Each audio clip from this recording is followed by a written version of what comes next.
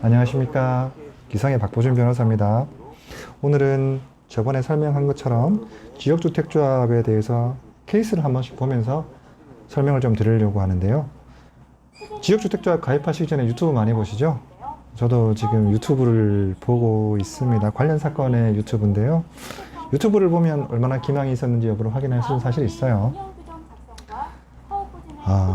비용을 많이 들였어요. 유튜브 내용을 보니까 되게 알차고, 그 다음에 주택법상의 설명이 아주 잘 되어 있어요. 잘 되어 있는데, 심지어 지금 여기 설명하시는 분은 아나운서 분이시네요. 되게 미인이시다. 1억 5천만 원의 프리미엄이 조성되어 혜택을 받고 있습니다. 그 다음으로는 상립총회 및 조합 설립 인가 신청 전 단계로 토지 등 소유자 협의를 회원의 80% 이상 조합 가입을 유도하고 토지 사용 승낙서를 80% 이상 진구하고. 여기 설명을 하는 거 보면 1차 조합원이 마감됐느니 2차 조합원이 지금 모집하고 있는데 85% 됐느니 이런 표현들이, 위험한 표현들이 많아요. 그리고 토지 사용 승낙서를 80% 이상 진구한 것처럼 또 얘기를 하고 있고, 보상 가격을 협상하여 토지의 95% 이상을 일괄 매입하고 사업을 진행합니다. 조합 측과 토지 등 보상 가격을 협상하여 토지 95% 이상은 일괄 매입이라고 하면, 협상하여 일괄 매입이라는 표현이 이해할 수가 없으시죠? 결국 여러분의 돈, 그러니까 95% 이상의 토지를 매입할 수 있게 조합원들을 보고 돈 내놓으라는 얘기예요. 그것도 저희가 감정평가를 해서 감정평가에 대한 금액을 주겠다는 게 아니라 일반 매매입니다. 일반 매매라는 건 결국 마지막 사람이 안 팔면 끝이에요. 95% 이상이 돼야지만 나머지 5%에 대해서 매도 청구권이 발생을 합니다. 주택법은 그래요. 결국 이 사업의 승패는 토지 매입이라고 할 수 있습니다. 토지 매입. 토지 매입이 100% 이루어졌다. 그러면 정말 땅 짚고 헤엄치기예요. 그런데 토지 매입하는 과정이 너무 험난하고, 그 과정에서 새는 돈이, 업무 추진비라는 표현으로 새는 돈이 너무 많아요. 자, 오늘은 케이스를 하나 말씀을 드리려고 해요. 제가 하고 있는 케이스. 대림 3지역 주택조합, 심지어 조합도 아니에요. 조합 잘 보셔야 돼요, 여러분. 조합 추진위원회입니다. 조합 추진위원회는 조합이 이루어지지 못한 경우, 제가 저번에도 한번 말씀드린 것 같아요. 다시 해야 되나? 조합 추진위원회라는 것은 조합이 가기 이전 단계를 조합 추진위라 그러고, 일정 요건이 갖추어지면 조합원 신청을 하게 돼요. 조합으로 인가 신청을 하게 됩니다. 그 인가 신청을 하고 그 다음 넘어가야지만 우리가 17% 안에 성공이 될 수 있냐 마냐 이런 얘기가 사실 들어가는 거고요. 이 케이스는 안타까운 케이스예요. 안타까운 케이스고, 결국 추진위원회 단계에서 아직 조합 단계로 넘어가지 못했는데 조합장이 구속된 사건입니다. 제가 꼭 굳이 구속시킨 건 아닌데, 제가 고소하고 난 다음에 얼마 안 있어서 거의 비슷한 케이스로 구속이 된 사안이에요.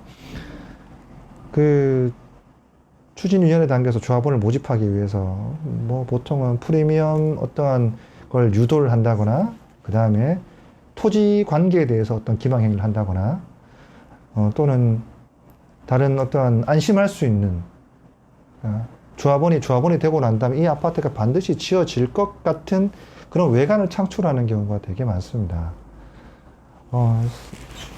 예를 좀 들어볼까요? 조합 가입 단계에서 프리미엄 지급 계약을 체결하면서 제일 많이 하는 게 있어요. 무엇이냐?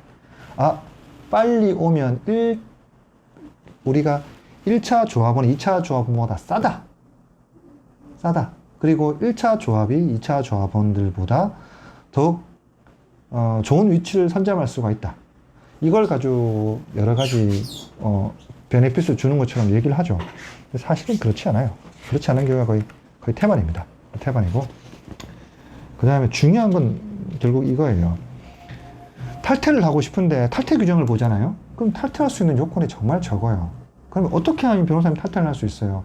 계약에 근거한 탈퇴는 거의 불가능하다고 보시면 돼요. 그러면 어떤 방식으로 할 수 있느냐? 결국 민법상 사기, 아니면 착오, 이 두 가지를 둘 수밖에 없는 차고 사는 사실을 제가 하는 케이스는 거의 없고요. 보통은 기망 행위를 들어서 취소를 구하는 경우가 대부분입니다. 그러면 여기서 핵심, 그들이 뭘 속였냐? 속일 때 그들은 어떤 관여를 했냐가 사실 이 케이스, 그러니까 본인이 이 조합원을 탈퇴함에 있어서 가장 중요한 케이스가 되겠죠. 근데 이건 잊지 마십시오. 본인이 추진위원회 단계, 조합 단계로 잘 넘어가고 있지 않아요. 그러면 분명히 의심을 하셔야 되고, 여러분이 조합원 단계로 넘어간다고 얘기를 하면서 더 돈을 요구할 수가 있어요. 그러면 그때부터 발목 잡혀가지고 계속 돈을 더 넣어주시는 효과가 발생을 해요. 일정 부분에 이런 문제가 발생하겠다는 느낌이 받으시면 바로 변호사나 제가 아니더라도 다른 변호사님 상담을 꼭 반드시 해보셔야 됩니다. 그래야지만 본인이 더 이상 수렁에 빠지지 않는, 이 비용이 토지를 사용하는 데 쓰는 게 아니라 다른 조합원을 모집하는 비용으로 쓰기 때문에 그게 문제가 되는 겁니다. 이 케이스는 동호수 지정에 대한 기망도 있었고요.